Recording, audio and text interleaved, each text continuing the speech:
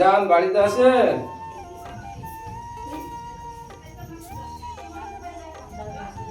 আসসালামু আলাইকুম। ওয়ালাইকুম আসসালাম। ভাই আসেন আসেন,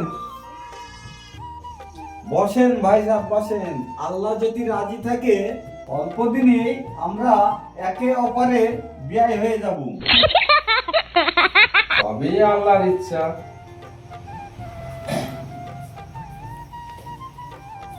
ওরে আশিক, চা পানি নিয়ে আয়।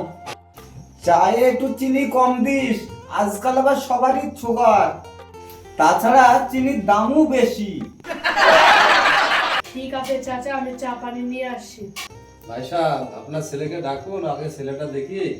শোনেন ভাই, ছেলে আমার রাজপুত্র, তার কোনো তুলনা নাই। সোনার সংসার গড়তে সুন্দর একটা মেয়ে চাই। এই নিন চাচা আপনাদের চা। তুই কেন ফাঁকি যাবি, তুইও একটু খা। ভাই সাহেব, চা পানি তো খাওয়ালো, আপনার ছেলেকে ডাকুন। ছেলে আমার 24 ঘন্টা কাজে ব্যস্ত থাকে, মেসেজ পাঠিয়েছে এক্ষুনি আসছে। তো মেয়ে কবে দেখতে যাবো ভাইজান? মেয়ে দেখতে যাওয়ার দরকার নেই ভাইজান, মেয়ে আমার রূপবতী কন্যা, সোশ্যাল মিডিয়ায় চলছে তার রূপের বন্যা। যখনই মোবাইল খুলবেন তখনই দেখতে পাবেন, নাম তার সুইটি।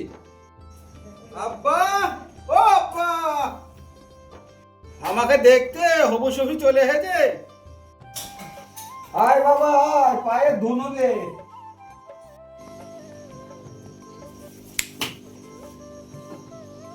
থাক বাবা থাক, বেঁচে থাকো। এই আপনার ছেলে 7 দিন আগে শ্রীরামপুরে ছাগল চুরি করে ধরা পড়েছিল। এই হারামজাদা, বংশের মান সম্মান সব ডুবিয়ে দিলি। এই যুগে কেউ চুরি করে? তাহলে কি করবো আব্বা? ডাইরেক্ট মস্তানি করবি, 10 বছর গুন্ডামি করবি, তারপরে নেতা হবি, তারপরে মন্ত্রী হবি, বংশের নাম উজ্জ্বল করবি। শ্বশুর আব্বা, আমরা খানদানি বংশের লোক, বিয়েতে পণ নেবো না, একটা পিস্তল দুটো বন্দুক দেবেন। সবই ঠিক আছে বাবা, আমি তো পেশাব করে আসি। আলাদা করবার মেয়ে দিয়ে দেবো।